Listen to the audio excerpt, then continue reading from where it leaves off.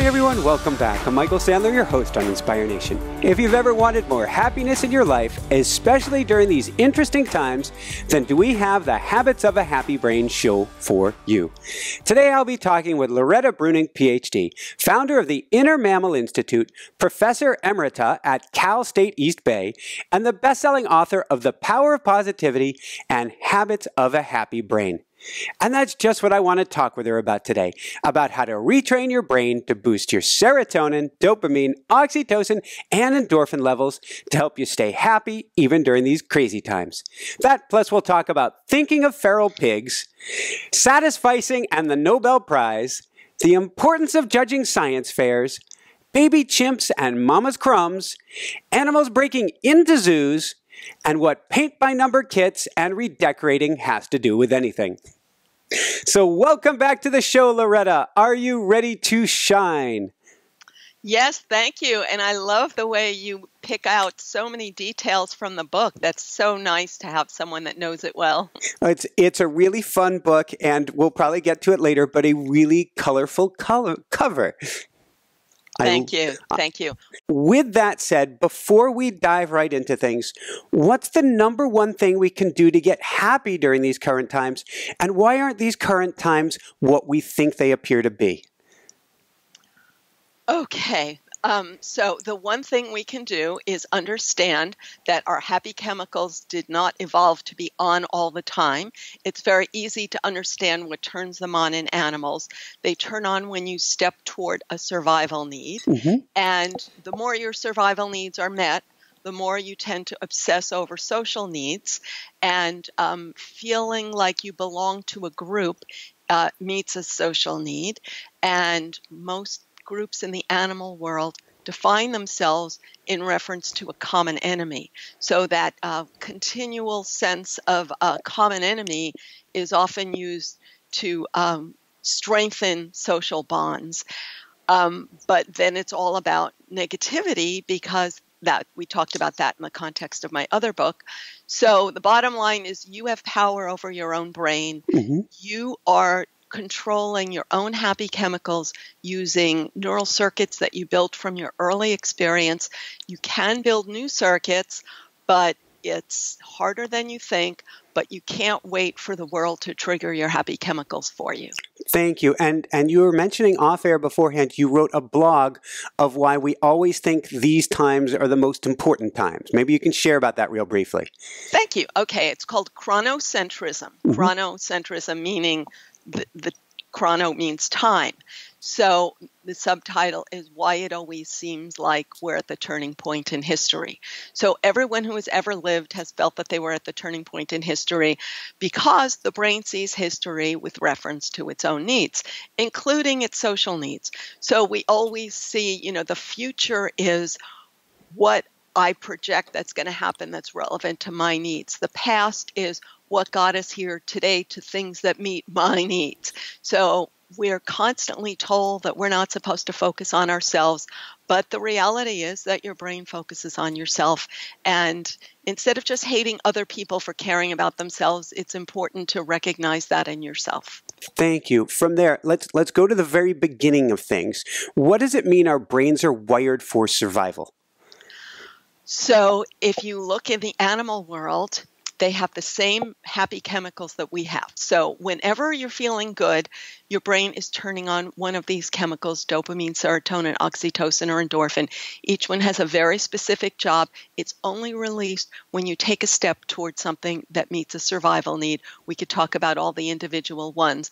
But the point is, in the modern world, there's often this idea of, well, we shouldn't just survive, we should thrive. And that's a lot of, nice vocabulary. But in the end, people stress about everything.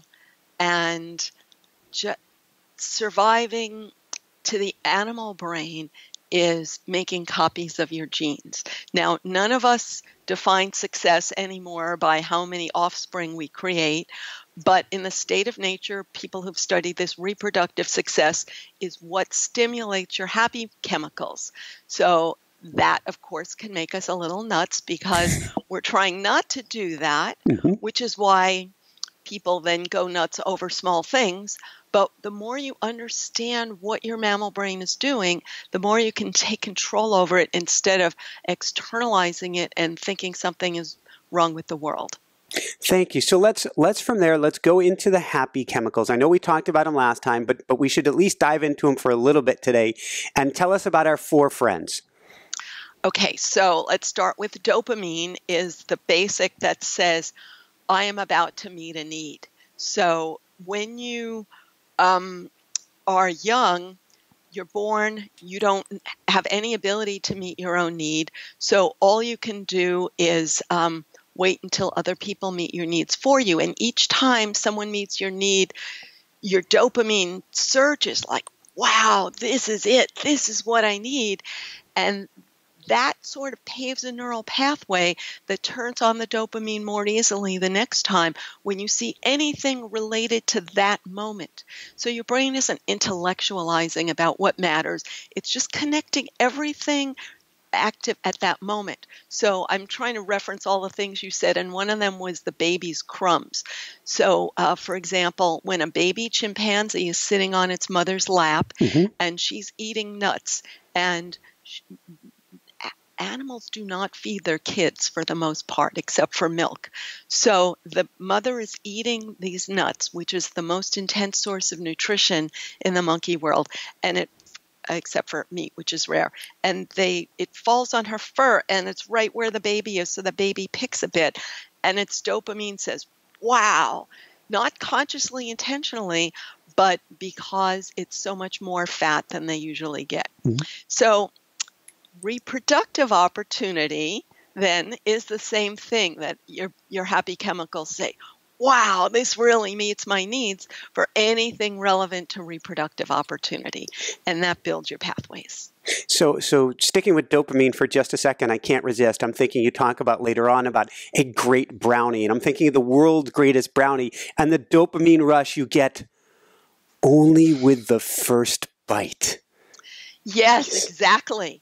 And you know what? If you have to drive for a mile to get that brownie and look for a parking spot for a half hour, dopamine, dopamine, dopamine, and then it all ends so soon. So one response to that would be to have another brownie. And we all know the consequences of that. And therefore, we're better off understanding how our dopamine works. It's like, oh, so the quest for the brownie is what made me happy, and focus ourselves on a quest. But again, to let your quest be defined by yourself rather than someone who's trying to recruit you to their anger. And I mean all anger. I'm not being partisan because I don't like anybody's anger. No, I couldn't agree more. And I'm thinking also, if you do drive that mile away to get the brownie, you might want to wait till you get back into the house in a nice, quiet place where you can be present at least with your first bite, rather than missing that opportunity and waking up on the last bite that, that brownie's almost gone and I wasn't even present with it. Yeah, that's one way to do it. I have another one. I have this thing called a 5-day happy chemical jumpstart. Ooh. And that's if you go to my website, you get a pop-up to sign up for it. It's free. I talk about dividing it in quarters. Yeah. So then you get the first bite 4 times. So people often think I'm crazy, but what I do is I cut it in half, put one half in the refrigerator, the freezer, whatever, and now I have my other half. I divide that in 2 pieces, and I have half now and the other half later. So as a result, I am always carrying pastry with me. And I have this friend that's like, Loretta, you always have pastry with you. And people think like I must eat a lot of pastry, but in fact, this is what I do. And to add to that nuttiness, when I'm in one of those modes, I'm not right now, but if I'm in the brownie mode, I would chop it up and put it in the freezer. Therefore, it either has to thaw before I eat it, or I have to nibble it really, really slowly. Yes, exactly. Yeah. So let's go from dopamine. The other thing we could say is if you discover a new type of If you discover a new type of brownie, Mhm. that triggers your dopamine because in the state of nature, we evolved to seek variety. The reason for that is anyone who's ever played Oregon Trail when they were young. So 1 month you have lots of fish, but you have no fruits and vegetables. Mhm. Another month you have lots of fruits and vegetables, but no protein. So your brain is always focused on the unmet need. And that's why something different triggers your dopamine more. And to realize, you know what, our needs are met, which is a lot of the reason for current anxiety, even though people will try to make you think that your life is so awful that in fact, it's good, and that's why your dopamine system is sort of spinning around looking for stuff. I was going to go later in the book, you talk about donuts, and I don't want to really put that image into people's minds. I used to be almost addicted to donuts, but they'll change up the flavors on you. But you just got me thinking that one of the things, our shopping habits, that each season and each year, they come out with new designs, new passions, new trends to get that next dopamine hit from us. Yes, it's true. But no matter where you are and what you're into, it's relevant. So just blaming the shop doesn't help. For example, people who are into museums, the museum always has to have a new exhibit to get you to go back. So this is how the brain works. And again, to take responsibility for one's own hedonic treadmill. Absolutely. So let's go from dopamine, and we'll double back around to each of these. Let's go to endorphins. Okay. Endorphins is the one that's most familiar to runners, is known as runner's high. And I was personally very shocked. I'm not a runner, I have to say, but I was shocked to learn that endorphin is only stimulated by real physical pain, and it's designed to mask pain. So when you see in a nature video that a zebra is attacked by a lion and its flesh is hanging open, but it's still able to run because we evolved a brain that masks pain in the moment so that you can do what it takes to survive. And after that, then you feel the pain because that's necessary to protect your injuries. So if a person wanted to have an endorphin high every day, they would have to exercise to the point of pain every day and even need more and more pain to stimulate it, which is why a number of unfortunate habits get created. And another positive way of looking at this is that you get a little trickle, like if I'm sitting too long and I get up and move and stretch and, so that makes me feel good, but it's not like a high. So don't go for the high. Be glad you have the trickle and be happy that you have an emergency backup system in case you really are injured. Very good. From there, oxytocin. Okay, oxytocin is often called the bonding chemical or the cuddle hormone. So it does make us feel good when we're with those we trust. But as we all know, trusting just anyone is not good for your survival. So our brain did not evolve to release this happy chemical all the time for no reason. It evolved to make careful decisions about when to trust and when not to trust. And it's very easy and fascinating to see how this works in animals, which is what my book is about. But in yourself, it's just that anything that triggered your oxytocin in your past built a neural pathway that makes it more easy to turn it on again today. So if you see the brand of ketchup your mother bought, for example, and you meet someone who's like, oh my God, you use the same brand of ketchup that I haven't seen since I was a child. It's just stupid things. Turn it on. And the opposite is true, that because touch and trust go together in nature. Anyone that betrayed your trust, anyone who's close enough to touch you is close enough to hurt you. So anyone who betrayed your trust in the past, your you get cortisol instead of oxytocin. And then you could hate anyone who uses that brand of ketchup, for example. Wow. Yeah. And the circuit is not something that you're intentionally turning on. It's just electricity, and you can become aware of it. This is making me think of two things. First, you talk later in the book about old music that your mom would used to play that you didn't even like, but you'd still like hearing it, probably because of the oxytocin it was producing in you. Yeah, yeah. Actually, it was music that my dad played, and I'll tell you, I don't think I said this in the book, but between you and me and your listeners, my dad used to play it when my mother had a fit. So and that's why I hate opera, because that's the sound of my mother having a fit, and my father would put on happier music, and it's the self-soothing. It's the skill of, okay, we are now giving ourselves permission to focus on something positive. I think that's what it was. Very nice. And then I also think with oxytocin, they used to do it in the past. I don't know if they do it anymore. Insurance salesmen were trained, for instance, shake somebody's hand and put a hand like on their shoulder or on their arm. You get that bonding touch. Yes, exactly. So anyone can use this in a confusing way. And when a person has a sexual encounter with a stranger, which is something I don't advise at all, because that gives the illusion of trust. And then afterwards, your oxytocin plummets.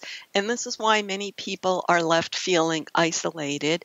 And then they're in such a panic, because in the state of nature, when your oxytocin plummets, it means the herd moved on without me and I'm going to be eaten by a lion. So they're rushing to do something else that boosts their oxytocin again, which is what, like, they give themselves a feast or famine life, and it's good to understand long-term bonds instead. But the other thing I forgot to say, when someone betrays your trust, people get oversensitive about this, because if you and I have a bond, that means I think we're friends, and that means I think something that I've manufactured in my brain. Let's say that you're going to let me copy your homework, okay? And then if you don't let me copy your homework, then I feel betrayed, and then I have a cortisol bond for you instead of an oxytocin bond. And then anyone who uses your brand of ketchup or wears yellow eyeglasses or something, I'm going to think, well, they hate me, so I hate them. But it was really my unrealistic expectations that caused the cortisol pathway. So we have to be very aware of our own contribution to these ups and downs. I want to jump back to the cheating in just a second. I'm going to go through the last one, then let's come back to the cheating. Tell us about serotonin. Okay, so serotonin, we hear about it a lot because it's what's involved in depression meds. And what I've learned about it is not at all what anyone in the medical world is saying today.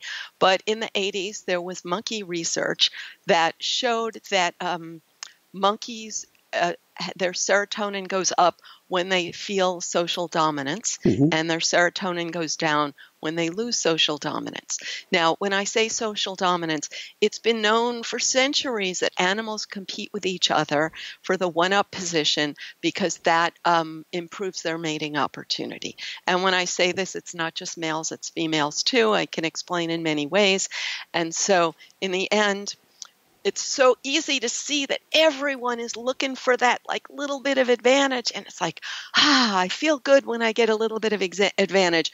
And when you get a little bit of advantage, then that feels like a survival threat to me, because in the state of nature, that would lower my prospects for spreading my genes.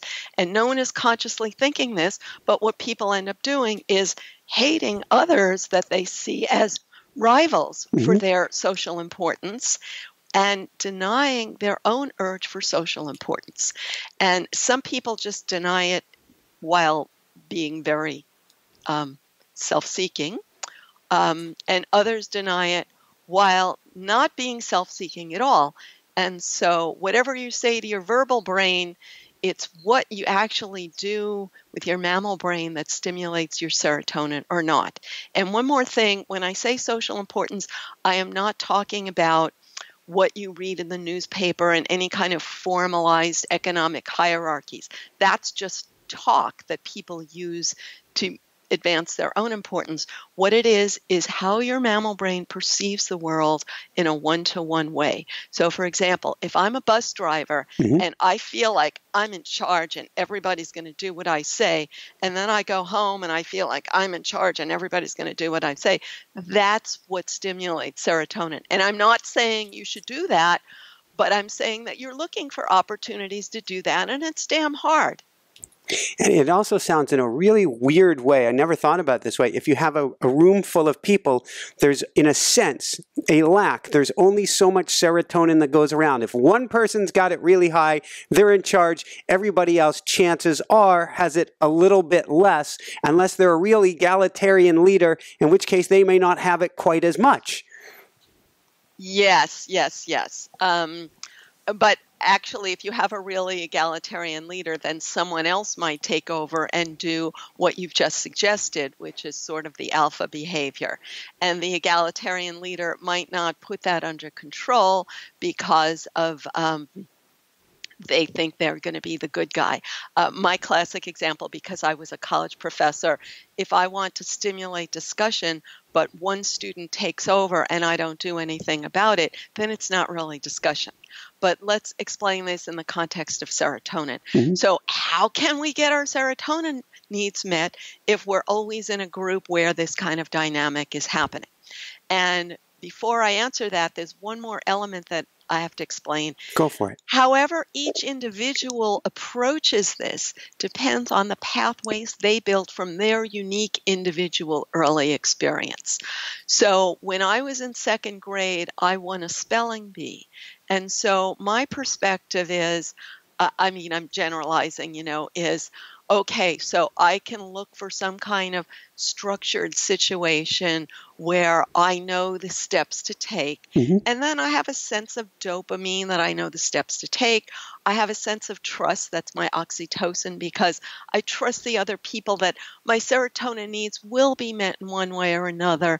And then another person, let's say, joined a social group where we're all going to be buddies, and I'm going to tell all the buddies, hey, let's go tease that kid. And everybody followed me, and we teased that kid. So whatever wired your circuits, or you might have been the person who supported the leader of the gang, or whatever wired your circuits, or you went home and your mother was very appreciative of you, or whatever worked for a person when they were young, that built expectations of how your serotonin needs will be met in the future. So thank you. This brings us to, we'll either take it to cheating or just this whole concept here. What you said is what worked for you when you were young, or what you wired when you were young. And this is such an important concept that everything that is driving us today while we were young. Yes, and I'll explain that physiologically, because maybe a difficult concept for people for a couple of reasons. One is because in psychology there's a pendulum.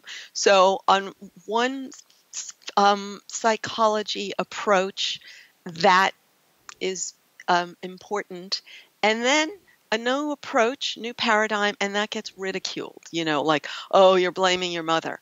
And then goes back to looking at your early experience, and then that gets ridiculed again. Right now we're in a period where that's getting ridiculed. So people may discount it. So there's two physical aspects that are most important. So your neurons literally reach out and touch each other when you're stimulating them. So when you're born, you have billions of neurons, but they're not connected. The only way they connect is from experience. So any dopamine experience wires your neurons, and the electricity in your brain flows into the pathways you have. So it's very hard to do something in a new way. Not that I'm saying you shouldn't, but when you see how hard it is, you usually give up. So you have to understand this to not give up. So that's the first physiological mechanism. The second is what's called myelin. Some people have heard about this in the context of training. So myelin is like a fatty coating on neurons that makes them super efficient. So anything you do with your myelinated neurons, you do so easily that you don't even notice. Speaking your native language versus trying to learn a new language in adulthood. Learning a musical skill or a sports skill that you learned when you were young versus trying to learn in adulthood. So Myelin is abundant when you're young. Mm-hmm. It spurts before age 8 and during puberty. So if you figure out what you were doing in those times, you'll say, oh my God, that's the template I'm living today. Anything else I try to do is going to feel wrong, even when I'm really committed to it. So it's that feeling that it's wrong, which is that effort of trying to send your electricity down new neural pathways. And once you understand that uncomfortable feeling, then you can devote yourself more to developing the new neural pathways because you have a tolerance for that discomfort. It also, thank you, it also means that we're not blaming mama, we're not blaming papa on this, but once you have that myelinated, that superhighway going on there of a habit that you developed as a child when you were clearly dependent on others, you kind of bring that habit with you forward, fast forward 20, 30, 40, 50 years, and you've still got that 7-year-old superhighway that's trying to drive the show. Yes, exactly. And, it doesn't do any good to compare yourself with others and to say, well, it's not fair. I didn't get that pathway and this person did. Because if you start taking inventory for others, you would learn that they actually have their own challenges. But any investment you make in taking inventory for others, you're not investing that in building your own pathways. So let it go, although I'd be happy to answer questions about that if you want. But in fact, nobody had an ideal childhood because childhood is a time of dependency, and that cannot train you for the independence of adulthood. So we all end up with frustration because when you were a child, it was a life or death crisis if your needs didn't get met. Mm-hmm. And so that sense of crisis is also wired in, and that's part of adulthood is challenging that sense of crisis and realizing that you're okay. But one more thing that I might add, it was so heartbreaking. I watched a Dr. Phil show where a young person's parent was an addict, mm-hmm. and they said, when I grow up, I'm not going to do this. But their mother would say, oh, I'm a wreck. Get me my pills. Get me a glass of water. And so that person's mirror neurons, they were actually physically going through the motions of getting the pills and getting the glass of water. And it's the self-soothing behavior that tells you when your parent is in an addictive behavior and you're witnessing it over and over, your mirror neurons take it in. And that is the self-soothing habit So I'm just releasing next month a new video on self-soothing. But the idea is it's easy for your electricity to flow into that self-soothing habit that you've already wired in. Mm-hmm. You can build a new one, but it's so easy to just go into the old one that you've done it before you even realize. Thank you. We're gonna talk a little bit more about this and the challenge with happiness. Then I want to get into a lot of the habits we can create, sort of to stop this self-soothing and replace it, for example. But what is the vicious cycle of seeking happiness?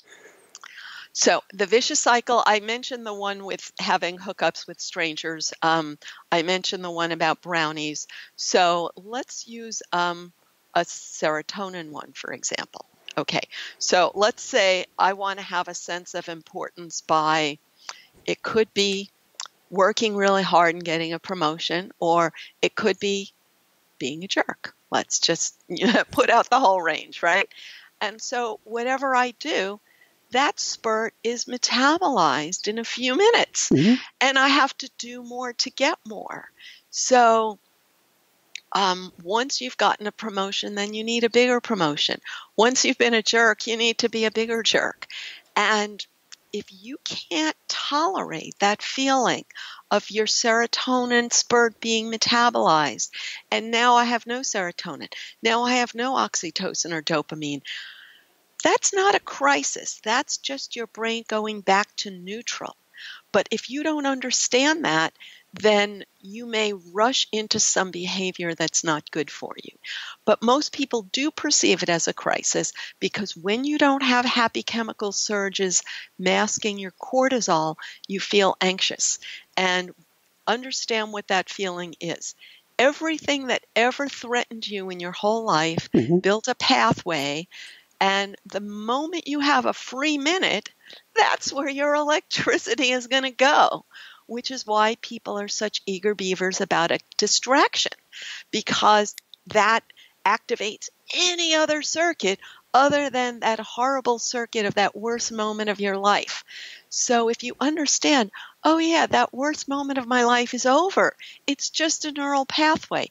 It's just electricity that's flowing there, because just like when there's a rainstorm, rain flows into the biggest pathway unless you build the skill of diverting it. So that's it. Thank you. This is something we talked about quite a bit, I think, with the last interview and actually the subsequent book. But it seems important today that why do we go looking, sort of like wanting to watch, in a strange sense, a train wreck or a scary movie? We go to the news and look for the most negative stories we can find. What are we doing to our brains, and why are we doing that? Good question. You remind me of like in the olden days when there was a hanging. I like to watch historical movies, and people would go to the hanging. I don't get that. But people do it for possibly a variety of reasons. So we could think about each happy chemical. When you do that negative thing, it bonds you to others, and the bonding chemical oxytocin. So if in your past people bonded around that negative thing. It could be your serotonin, that when you engage in that negative thing, you have your sense of social importance. It could be dopamine. Another aspect of dopamine is predictability. Your brain is always trying to predict what's going to happen next, because that's central to getting rewards. And so the act of like, oh yeah, now I know how this is going to go, that stimulates your dopamine that you might do when you engage in that thing that you allegedly hate. Mm-hmm. And then there's also the cortisol, like you may have anxiety about something else. And when you go into an anxiety of, let's just say, either raging at the news or going on a roller coaster, that it distracts you from that other anxiety. And finally, a lot of people are thinking about adrenaline. So let me mention adrenaline for a minute. So I focus on the happy chemicals, and then there's the unhappy chemical, cortisol. Adrenaline is like neither happy or unhappy. It's like stepping on the gas, which tells your brain, this really matters. This is urgent, but it doesn't tell you if it's urgently good or urgently bad. So, for example, if I were a lion chasing a prey and the prey was just about to get away, or if I'm going to receive the Nobel Prize and I'm standing on the stage waiting to hear my name called, or if I'm about to be in a car accident. So some people have learned to have positive associations for that adrenaline, because let's just say when I was young, I was in a sport, and when I was in that context of getting beaten up in the sport, I came out victorious, and so I built a whole circuit about that.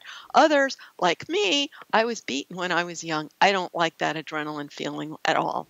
So it's all very individual, but it's not good or bad. It's a sense of urgency, and then your expectations are unique to you.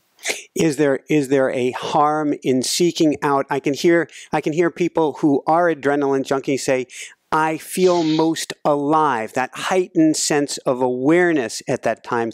Is there a drawback to that? I think there often is. Now, there might be people that say no, it's just, so there's two approaches. So one is, let's say, I just worked with someone who works with musicians, and when that person is going to do a performance, they feel adrenaline, or if someone's an actor and they're doing an audition, and coaches teach you to work with the adrenaline to learn to feel comfortable with it. So, but that's different from your question, because your question is a person who intentionally activates it. And I would say if that's you, as I'm not against, learning to be comfortable, but no, if your strategy is to activate it, I think you'd be better off understanding the happy chemicals and what triggers them, try to do things that trigger the happy chemicals.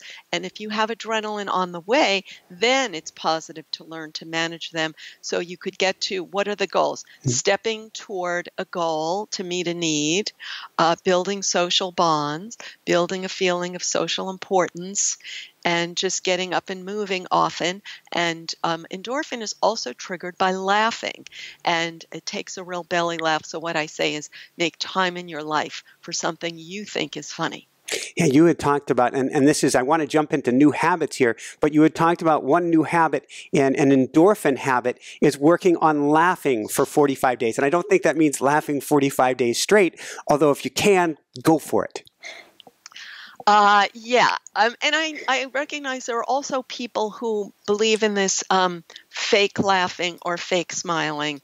And I understand that, but I don't really believe in it. So if it works for you, fabulous. But my view is that a real belly laugh, it's individual. And like, let's say I'm invited to go to a comedy club with someone and I hate it. I just find it totally offensive, which I do. But then I have the comedy club that I love, and I want to bring friends to it, and then they don't like it. And it spoils it for me to bring a friend that doesn't like it. So I just feel like for 45 days, you can make time in your life for something you think is funny. And that could take more time than you think, because you may go through a few things to find something that you like. So even if I spend 15 minutes shopping for different things and only like one of them, but it's worth it. What is the importance of 45 days specifically? And can we do some myelination at any age, or is it still not going to be that strong? I'll do the second question first. I don't think we do myelination later on. I know there's a whole industry that the whole focus now is we have neuroplasticity at every age, but they're only talking about the neuroplasticity at the synaptic level. You could build new synapses, but you're not going to build new superhighways.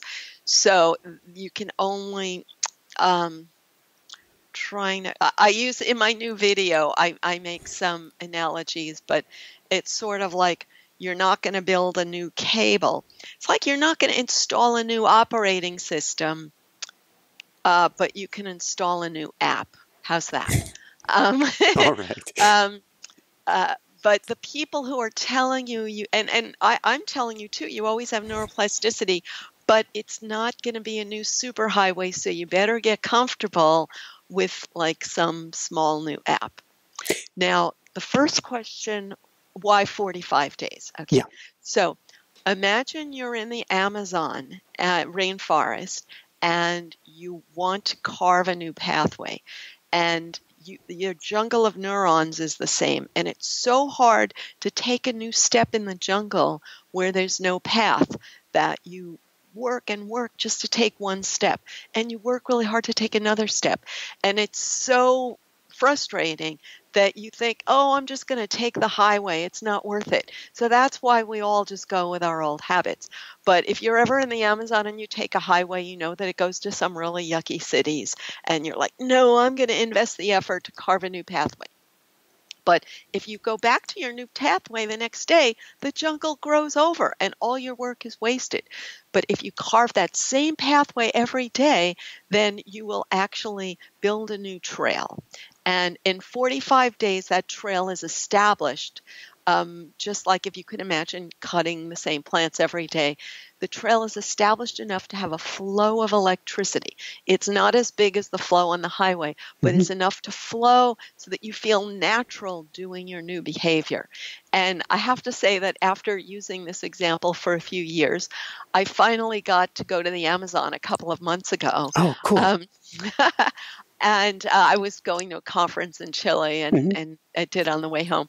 So ironically, you know, I went to this lodge that was advertising that they were in this remote place. It was a 3-hour speedboat ride upriver from the furthest airport.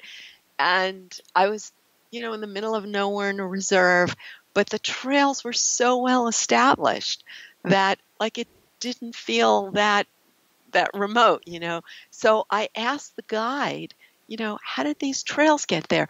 And I'm thinking maybe, oh, my great-grandfather built them hundreds of years ago. He's like, no, they just, like a few years ago, they hired a lot of local people and they cut new trails. So just sort of, it was like the positive feeling that a new trail can get established and you can get comfortable with the new trail. Like, the cliche example is, I'm a person who reaches for a carrot stick instead of a cigarette.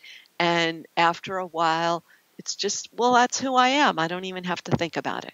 Hey, you talk about an example later in the book, a person generically named Fred, who he was, I believe, an addict, an alcoholic, I believe it was. And Fred learned to stop himself when he would go for the drink and replace it with drawing, which he hated at first, but he kept drawing and kept drawing and kept drawing.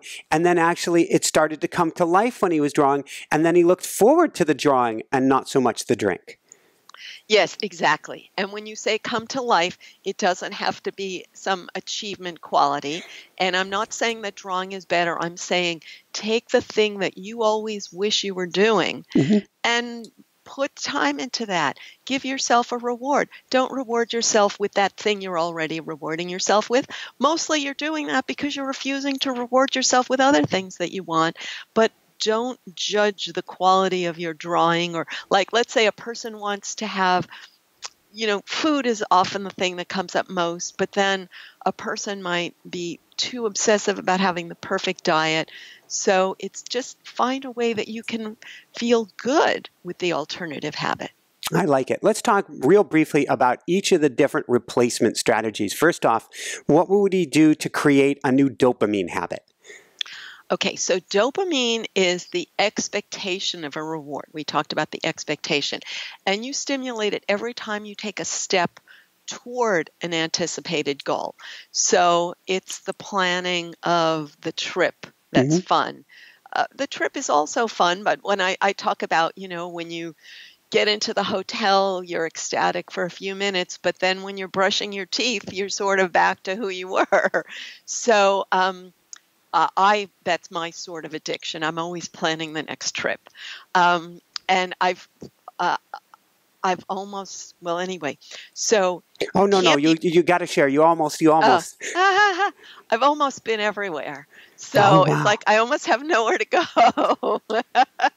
I just got invited to Dubai yesterday. So now I'm happy. Now I have, but like after that, I really have almost nowhere to go.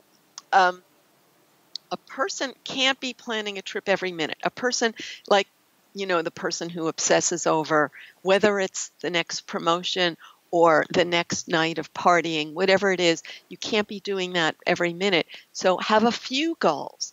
I say a short run goal, a long run, and medium, and shift fluidly among them so that you could always be stepping toward them. And I know that many people will think, well, I can't make progress toward my goal because my boss is a jerk. So have goals that you have control over. So if you want to make career progress, develop a skill that you have control over the steps toward meeting that need. Thank you. And now let's talk about habits for endorphin. Okay, habits for endorphin. Once again, don't think you're going to do something to the point of pain every day, but make time in your life for getting up and moving often, stretching, and laughing. So I like that. I hadn't thought of stretching as something for the endorphins until I read your book. Yeah, but once again, because I say it reluctantly, because if you think you're going to stretch to the point of pain every day, then you're going to end up injured. So it's that, like, what if I always say I'm going to do it every hour.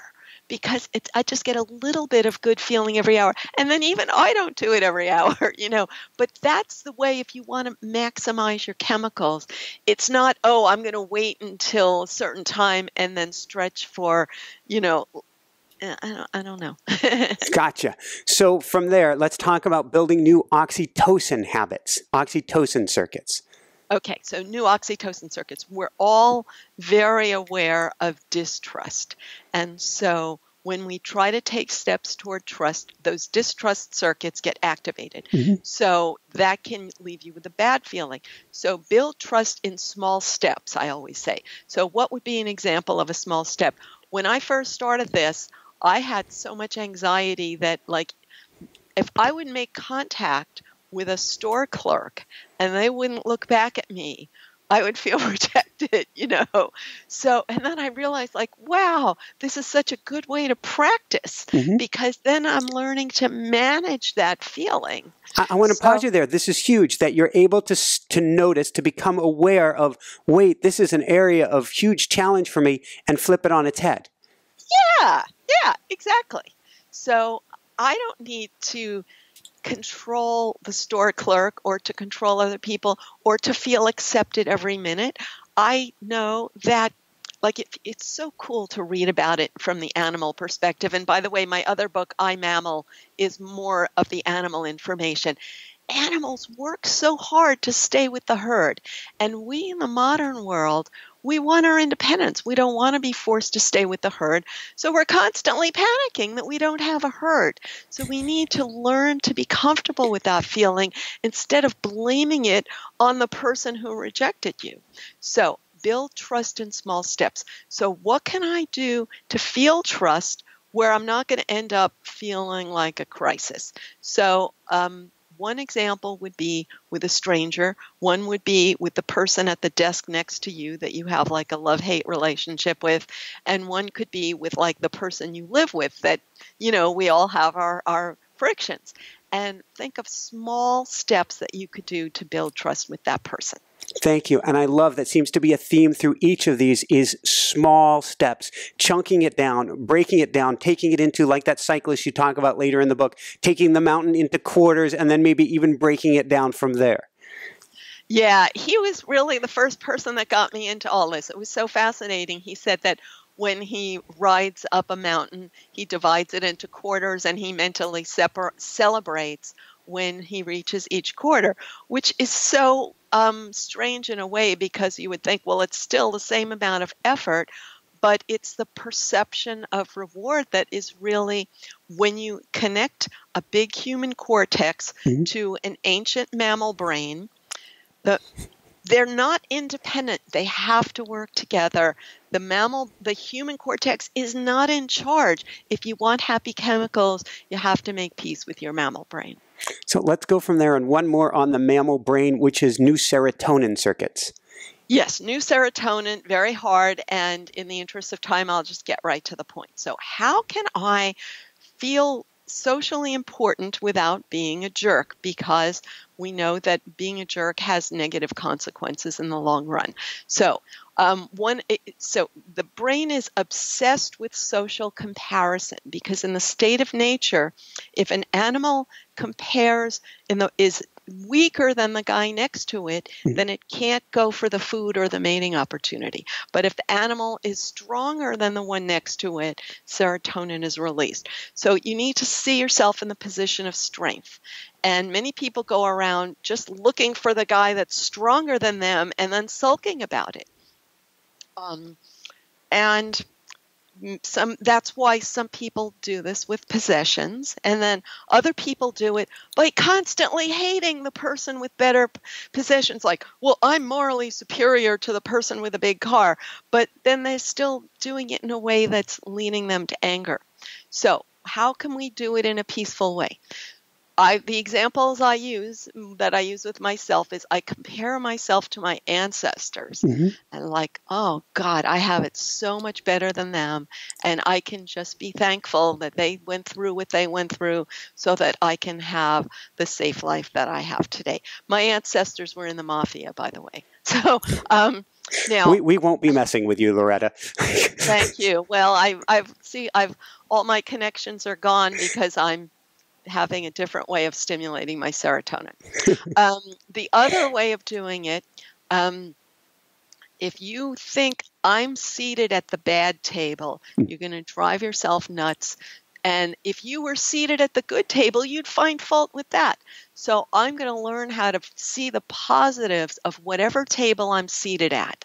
So, which is maybe an allegorical way of saying that lots of stuff is outside my control, but I could see the advantages of what I have instead of focusing on the disadvantages. So let's go from there real briefly. And no matter which side of the fence you are, it definitely feels to a lot of people right now like an uncertain time. And we kind of went full circle at the beginning. We were talking about we always may feel like this is the uncertain time.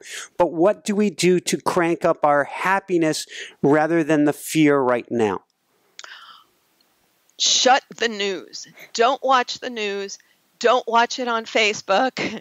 Don't watch comedy news because it's all mean-spirited and angry and sneering. That's not public policy. You know what? And I'll say this as a college professor and I quit because I couldn't stand it. People are rewarded today for criticizing. And that's one way to get rewards. It's easy to criticize, but when you're in charge of something, you realize that it's not so easy to do that. And so then you're just fearing the criticism of others. You're just focusing on what's wrong with others. And instead, you could go through your day saying, you know, every time I turn on the light switch, like, how many things had to go right for me to have that light? When I buy a quart of milk, I can find everything wrong with the food chain, but how many things had to go wrong? Or not just milk. Let's say I go to the store to buy turmeric. I never know how to pronounce it, but I say turmeric, you say turmeric. You know, when it's all antioxidant to me. I only buy turmeric once every 5 years, and yet it's there and it's fresh. How much effort had to go into that? You know, just see something good around you. Woohoo! Yay! What would you tell parents to help them with their kids, particularly if the kids are young, they're in their myelinating years? What can we do for the kids? Yeah, it's so hard. Thank you for asking for that. And I wish I was, you know, a parent again, because I didn't know any of this when I was raising my kids. So what can parents do? Let's talk about mirror neurons. So kids, well, we don't have much time, so it's all in the book. Kids learn from what you do more than what you say, and they also mirror your feelings. So, you know, it's not just if you are reaching for, let's say, getting angry and reaching for a drink, and you think they don't see you reaching for the drink, but they're also seeing you getting angry. So find ways to reward yourself and feel good in a happy way.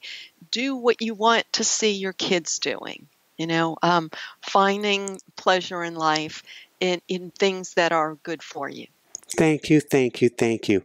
So on that note, what personally brings you the greatest happiness, or what I call the woohoo factor?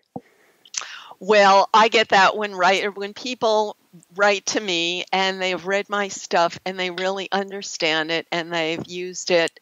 So people are welcome to write to me. I guess you'll give all the information, and I love to hear how people apply this to their lives and really understand. And I should just say that it's not just that I mean, it sounds like a shameless quest for praise, but in fact, most of the people in my real life, they don't want to hear this stuff, you know.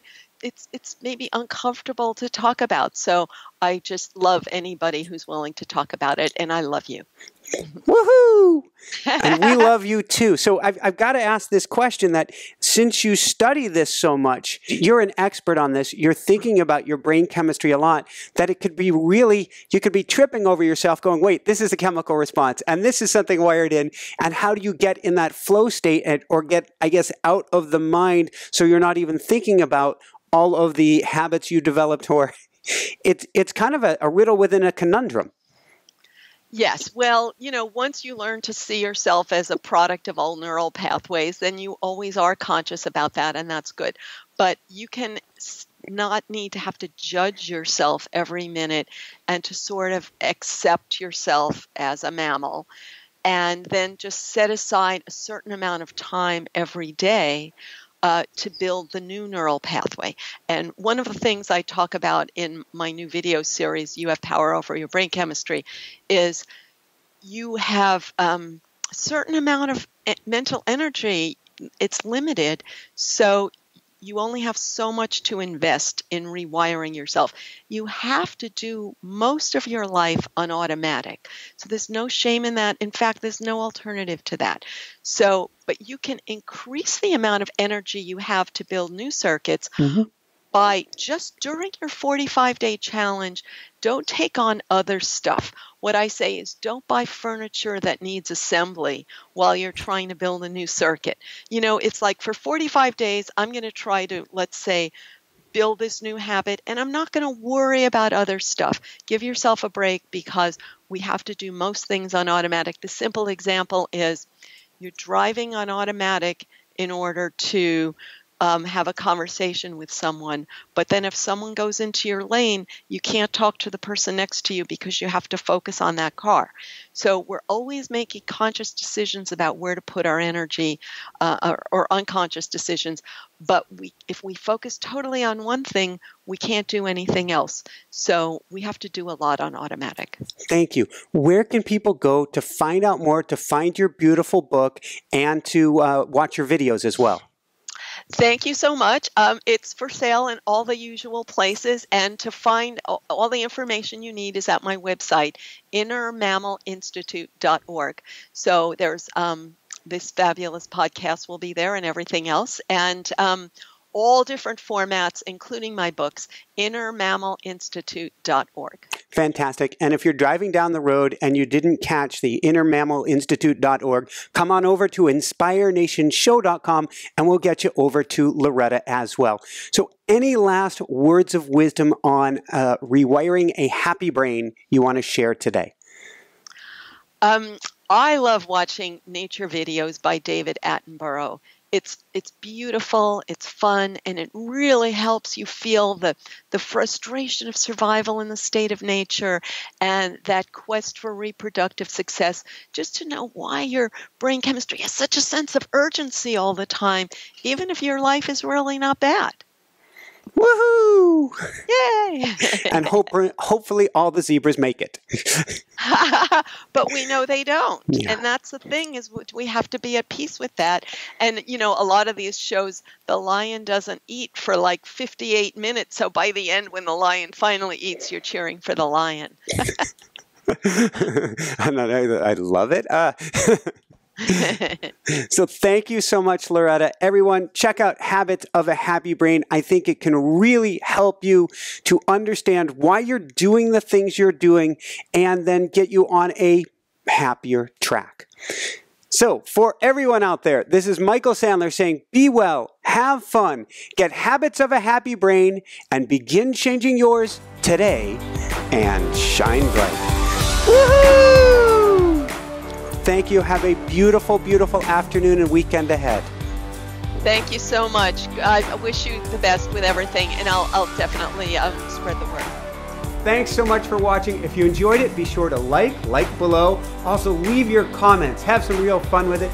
Subscribe to our channel where you're going to get more great videos, more interviews coming up.